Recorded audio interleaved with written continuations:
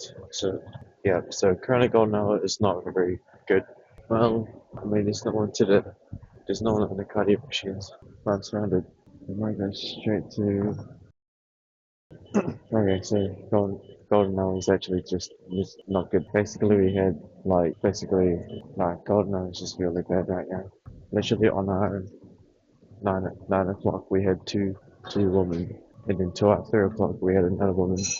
And then if I wanted to do the chest early, there are literally like three people in the chest area, and it's not not it's not golden hour yet.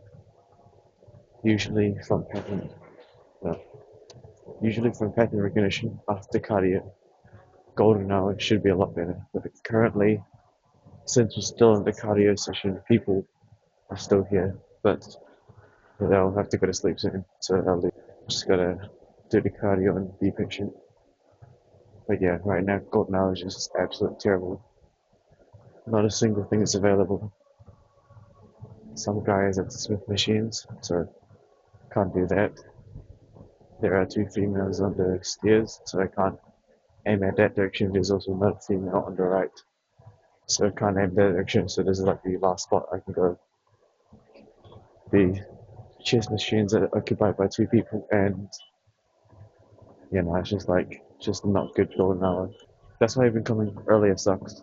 There's only like a specific time to come, which is like beautiful, but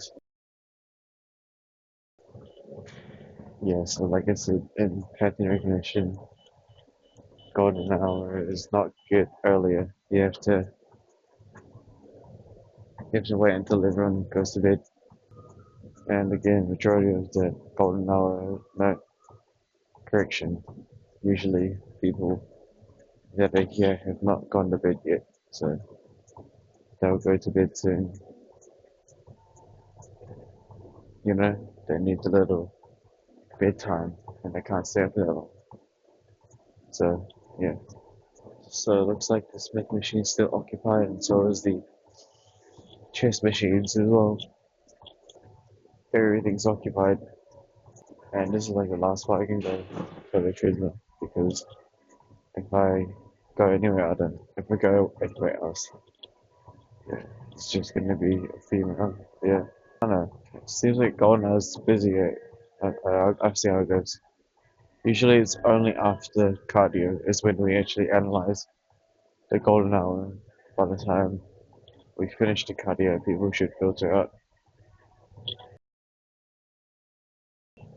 We might have to do a slow video, and this time it's not because we're sleepy, it's because there's nothing to talk. We can't really have a conversation or anything because golden hour is just not good.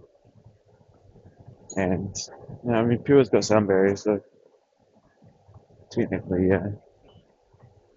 Well, actually, yeah, most of them have sound barriers though. But still, damn, everything's like literally occupied. I don't understand. We're still doing a cardio, but yeah, we'll see how it goes. Again, from pattern recognition, should start filtering out soon. If not, by the time we're done stretching, it's going to be reaching a lot of people's limits. Yeah, that's why even coming earlier was that's why currently with golden hour, if you actually come an hour earlier, it gets even worse. And the fact that we're not even early today, we're doing normal time just proves that the theory is true, right?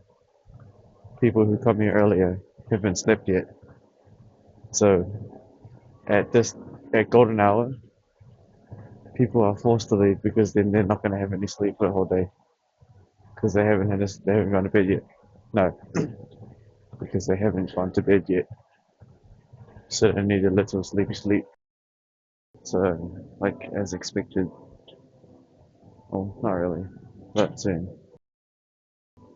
All right. So by the time we're done stretching, I think golden hour might be. I mean, we just saw some people filter out. They're gonna slowly filter out even more. I think we'll see how it goes, but still, yeah, it's not the best golden hour. I was literally surrounded when I got kicked out of my spot. This is the only stretching spot left as well. Because it's actually really busy, the hell. Wow.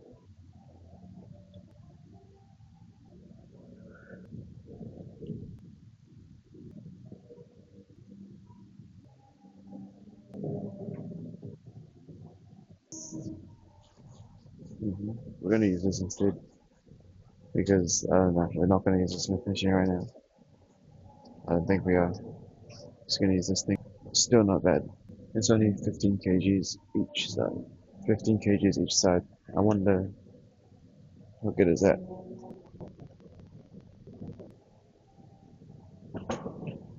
Alright, so we're gonna be doing this for now. It's not bad though. So, yeah, this morning, I mean, we're still kind of like, even as of right now, we still got like 2 o'clock, 11 o'clock. Huh. Look, this golden hour is actually going pretty well, right? Before, there were like at least 10 plus here. Then at least like three, four, five have left so far, you know? So it's not bad. People are going to sleep. So I guess soon enough, golden hour is going to be back. And then we can maybe talk a bit more louder. Do I need to add more weight to this thing? It's not bad. I just realized that this thing's not even even. This thing's not even even. Oh, now it's even. You're gonna have to cut that out. We have to cut it out and go over here instead. It's being calibrated a tiny bit. I don't know. Golden hour's better now, I guess. Yeah, I mean, right now golden hour is way better now. A little bit. I mean, there's only like people drop like a fly. People leave this place like a fly. I think we can finally talk soon, but diamond hours, no, not diamond hour, golden hours improved a bit, or not really, but the clustered has left. Is there anything to talk about now? I don't know, we've just been so distracted on the golden hour issue. Haven't really found any reason to talk. Also, it's really cold this morning too. The windshield was like frosted almost. But it was like foggy inside. Actually gonna go sleepwalking today too. But we didn't.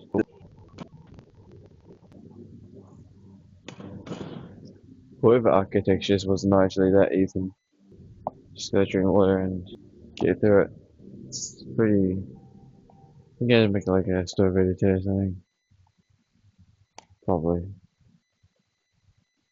It's pretty bad today.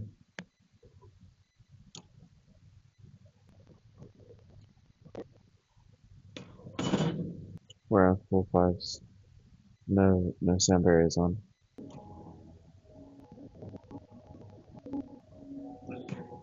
There's nothing to talk about. There's actually nothing to talk about. So there's like no heaters at the gym here. It's hella cold.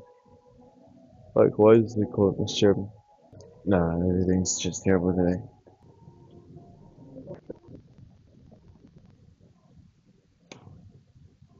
Yeah, it's just nothing to talk about.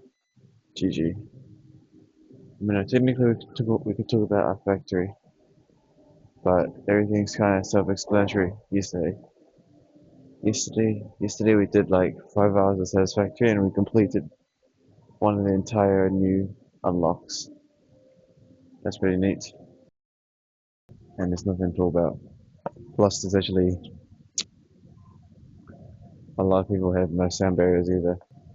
It's what it is. There's nothing to talk about. Nothing to talk about.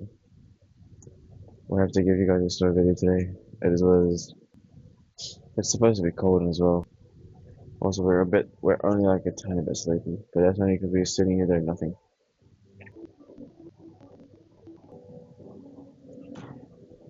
I mean, look, Golden Hour is actually it's kind of packed, you know? It's only like 2 people left. Like I said though, yeah, if you come early, it's just too full. But look, now it's just 2 people left. Out of like the 10 plus people, only 2 remain. Though we're kind of pretty much already done though. That's the thing. Drank all the water, just nothing to talk about. But look, Golden Hour's finished, I guess. Still, just nothing to talk about. Well, I mean, technically we can talk a tiny bit now because Golden was a lot better. That guy put his sound barrier back on.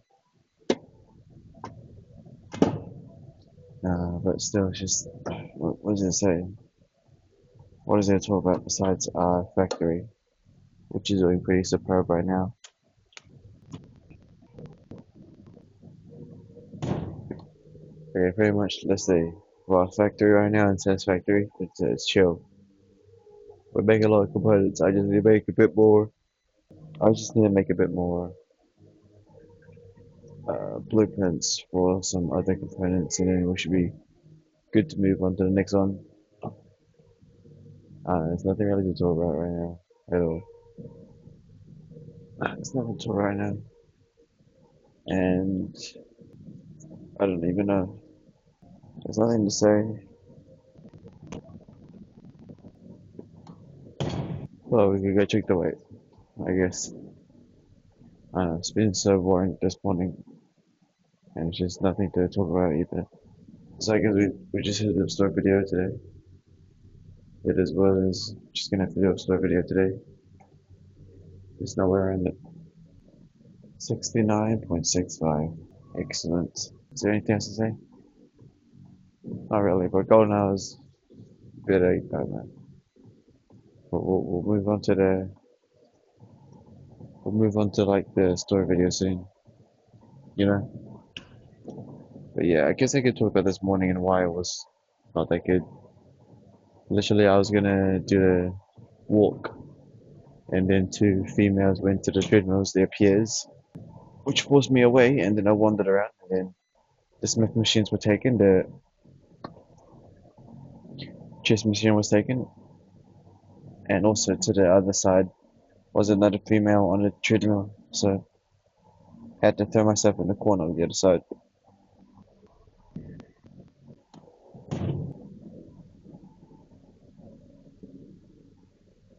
Uh, we're just gonna have to we're just gonna have to give a story video today, because there ain't much to say, no topics, and also it's not very good to pop off because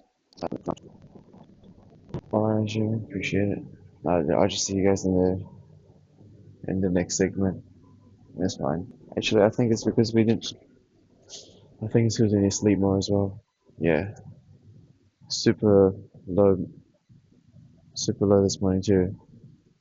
I think it's because I was planning to do a sleepwalk as well, which is why our energy is not. We'll be right. We'll be right.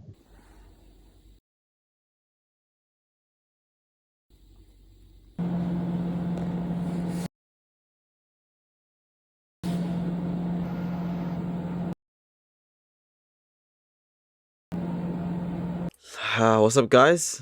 So, like I said, story video today. Okay, 5 scary night shift stories to listen to at work. Well, we're not really at work right now, but we got to work today, anyways. Right, story 1. Let's go.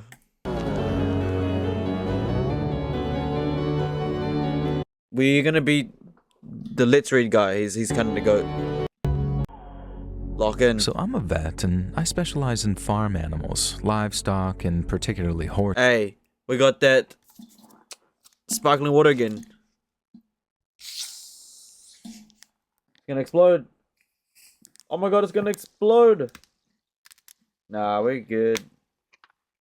We're good. Gonna start burping and stuff.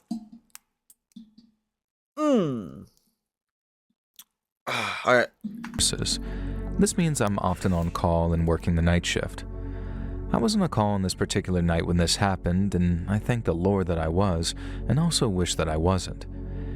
It was not a nice night, but ultimately I feel like if I haven't been there, at least 2 other human beings would be dead, if not 3, and a horse, which to me is just as important. I was on a call watching some garbage on Netflix when my cell phone rang. It was Irene Capson, one of the 2 ranch owners along with her husband, who lived out on Iron Road Way. Now, I was a big fan of the Capsons. They'd been clients of my father before me when I was still just a little girl and longed to join the family business. So this is a woman, a woman veterinarian. Got it. They were in their late 60s, and they only called if there was a really, really good reason to. They were the kind of farmers who rarely had need for a vet because they knew how to take care of things themselves, for better or worse. And this was one of those cases that was worse, though. Their eldest, most beloved mare, Dapple, was on his last legs and there was nothing they could do to ease his pain, and that meant that it was up to me. It was a 40-minute drive to the Capson Ranch, but it took me about an hour in the dark, as a careful and somewhat paranoid driver, especially on country roads. Damn, veterinarian driving to a ranch at night as a woman. But I guess it's for emergency for the horse, I guess. I mean, realistically, right? You know, a doctor would do the same thing for a human, so it makes sense, I guess. Which are absolute death traps if you've ever had to navigate them at night. When I pulled up at the Capson Ranch, I cursed because my Jeep had already gotten stuck in the mud, which was unusually left without sawdust. I was also a little concerned because, as well as the Capson's vehicles, there was an ATV I didn't recognize. It didn't even look new, but I guess it could have belonged to one of the ranch workers. Irene Capson had told me that it would only be her and her husband present at the ranch, though, and to meet them in the barn, so alarm bells were already kind of ringing in my mind. The first thing I did was grab my heavy, highly important equine medical case from the back of my Jeep, and then, cursing again as I waded through the mud, almost losing my gumboots multiple times, I headed toward the barn. Now, before I even reached the barn, I could tell something was wrong. Now, the door was open more than a crack, and I could hear an unfamiliar voice coming from inside, who did not sound at all friendly. I managed to find a crack in the barn slats that allowed me to spy through without hopefully getting noticed. And the narrative I began to piece together filled me with incredible dread. A younger man held the Capson couple at shotgun point. What? Yo. Shotgun? Shotgun point? Why they call you? Does the young man know that a veterinarian?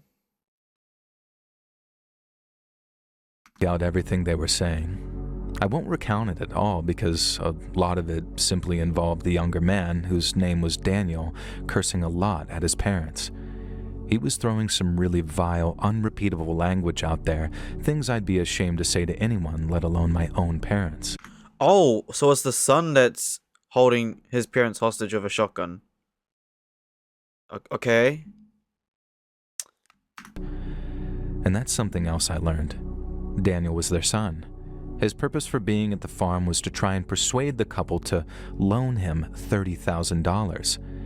He made no secret of the fact that this would help fund his lifestyle, which largely seemed to involve taking meth and some kind of lunatic plan to set up a lab with his friend.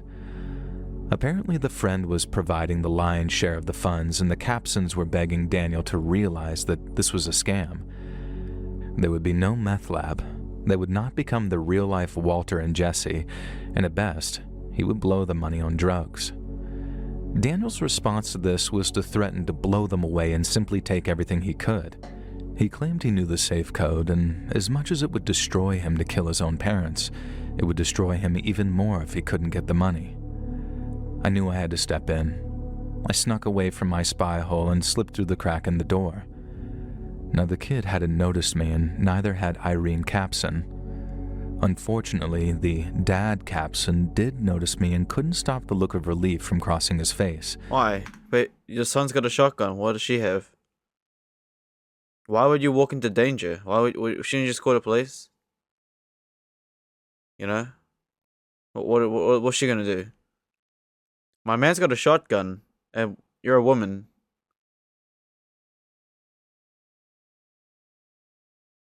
And while I was flattered that Mr. Capson saw me as their savior, it did unfortunately mean that the younger Capson's son saw me as a threat.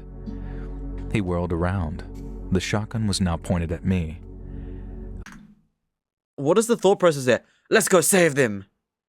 Wait, he's got a shotgun. And You had every opportunity to walk away and call the police. Oh, someone's held hostage? Alright, cool. Leave the barn. Bing bong, bing bong. Hey. Yeah, hostage situation over here. Yeah. Yes, sir. They might shoot the police. You gotta be careful. Hang up. You always gotta add the might, because You gotta increase the priority levels for the police. You have to add all the mites. Why would you walk in? I don't understand. Does that make sense? Why would you walk in? Why would you offer yourself as the next hostage? Hey, how's the party going here? Oh, I'm a hostage now. Oh, you got a shotgun? Well, guess what I got? Nothing. Shit, now I'm the third hostage. You know, I was like, why would you do that? I just stammered and stuttered, almost peeing myself because I had never had a gun pointed at me before. I faced down angry charging bulls. I've been kicked by a horse. I've climbed a tree to avoid 30 to 50 feral hogs. Now, granted, it was more like 7, but that's not a joke, and I operated on a tiger who started to wake up during the procedure. I've calmed an angry hippo, but nothing has left me as terrified, as shaken, and unsure as the young Daniel Capson pointing his gun at me. I'd almost forgotten what I was there for, and then I noticed his eyes flicked to Dapple in the stall nearest me. Without taking his eyes off me, he asked his parents, "Is Dapple okay?" And I remembered from growing up as a little kid when he was a teen that Dapple had been his horse, his beloved horse, back before whatever the hell happened to him happened.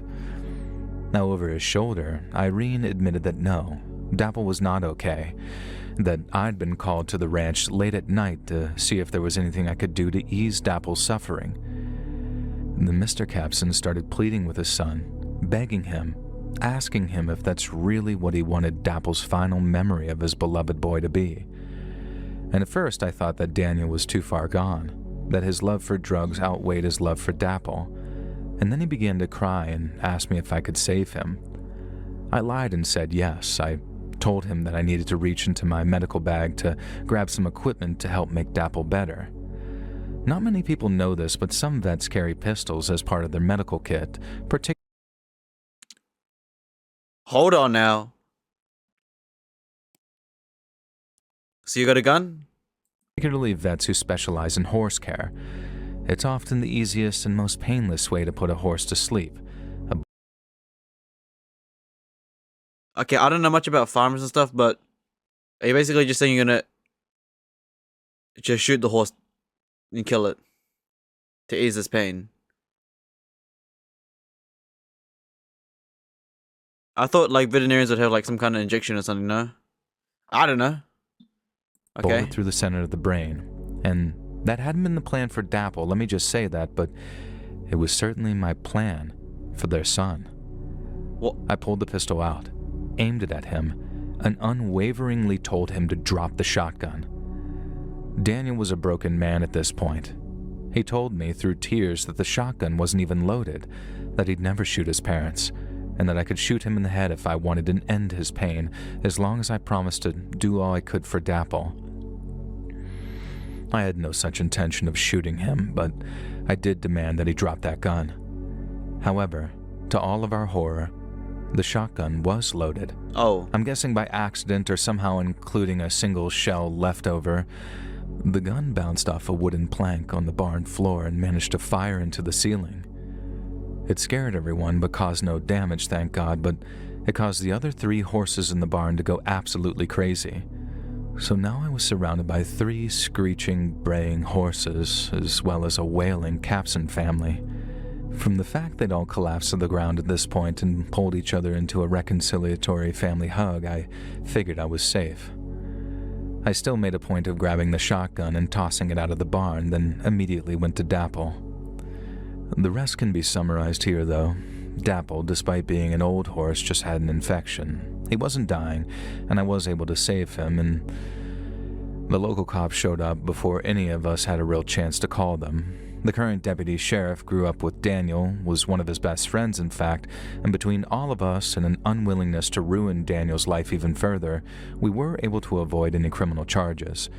The caveat was that he had to spend the required amount of time in a rehab facility, which, to his credit, he has.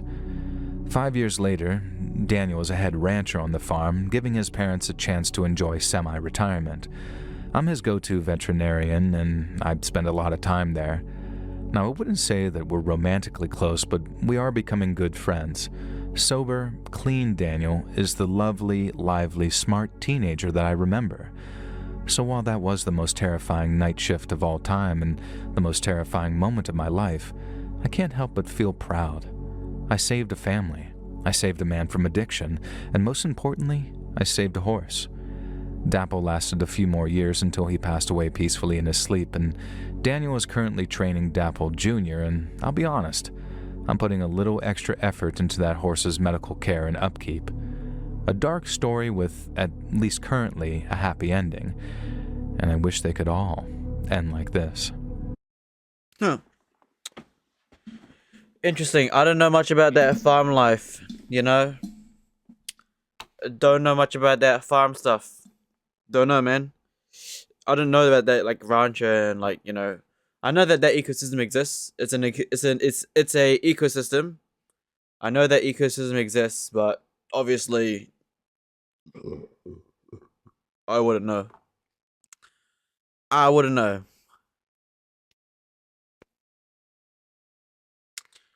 I guess it's not much to say about that story. It's kind of like, oh, okay.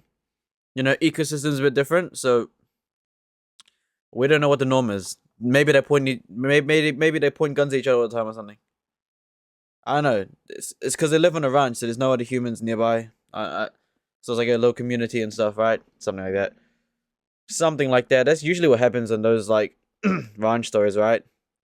You know, you got multiple ranchers, and then they have kids, and then those kids meet with the other rancher kids, and then they grow up together, and then childhood friends, and then another family, and just continue on with life.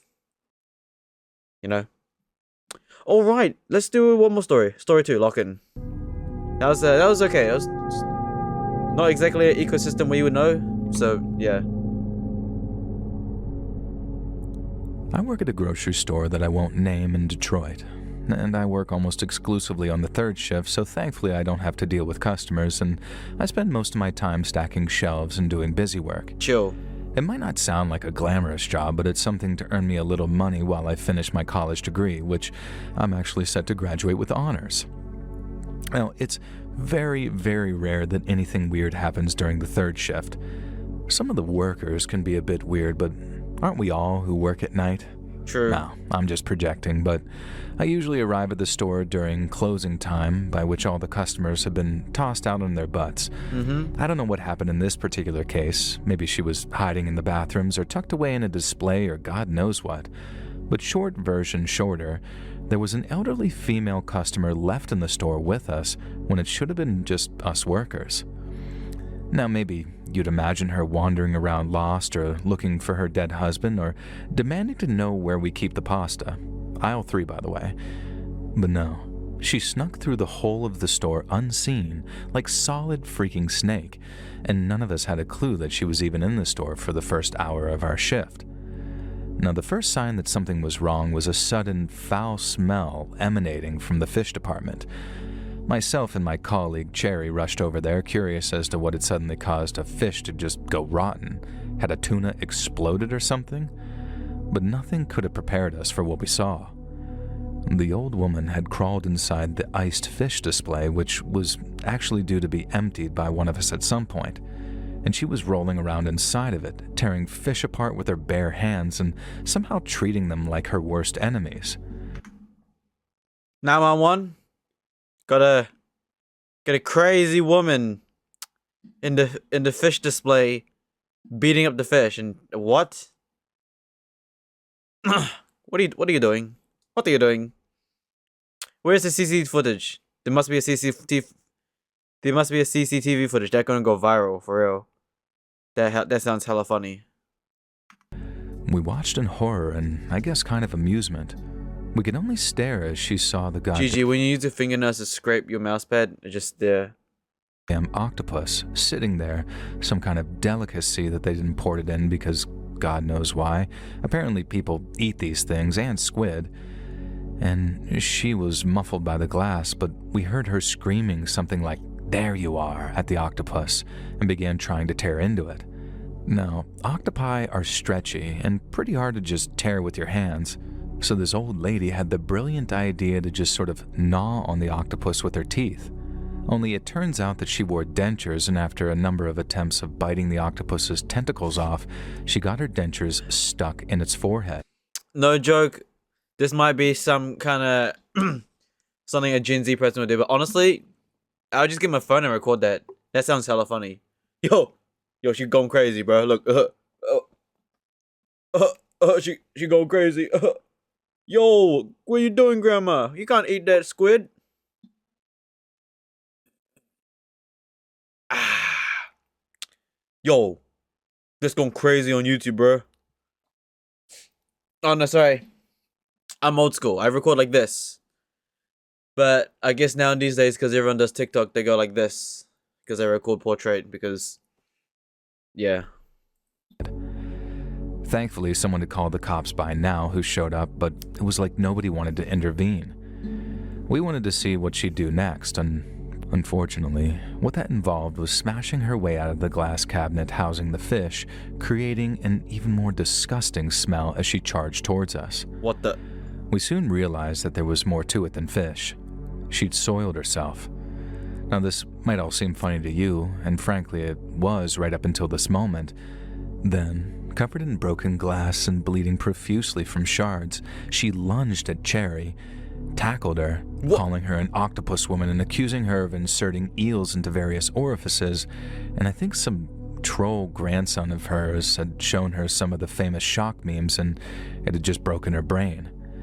And the whole thing ended with the cops having to actually tase her and try to bring her down, but she was having none of it. She somehow withstood the entire taser blast. I guess it was pretty weak since they thought that she was just some old woman.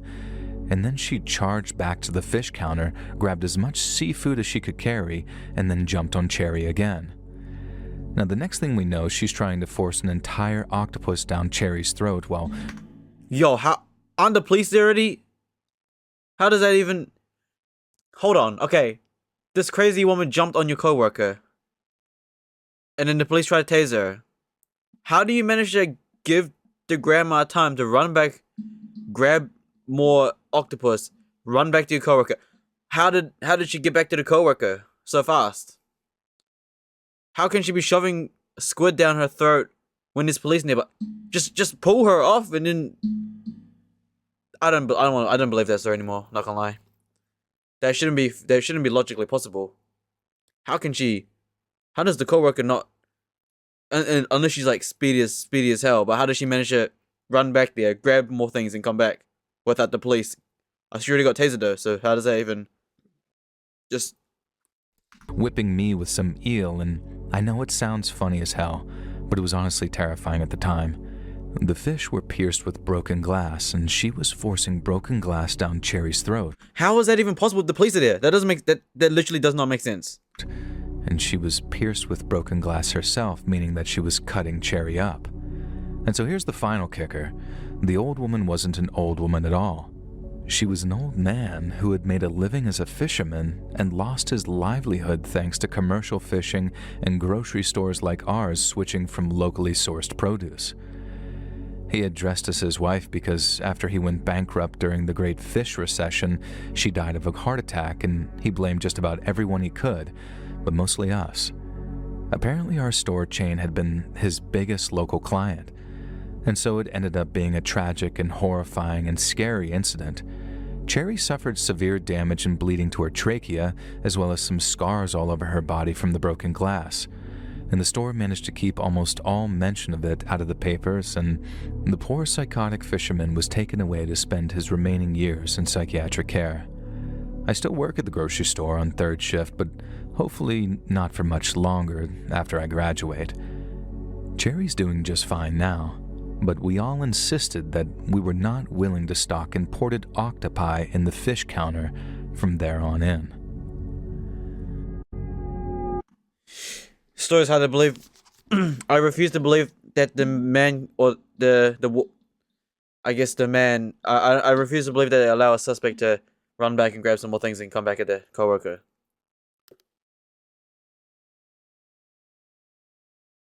You know, like, how's that even possible?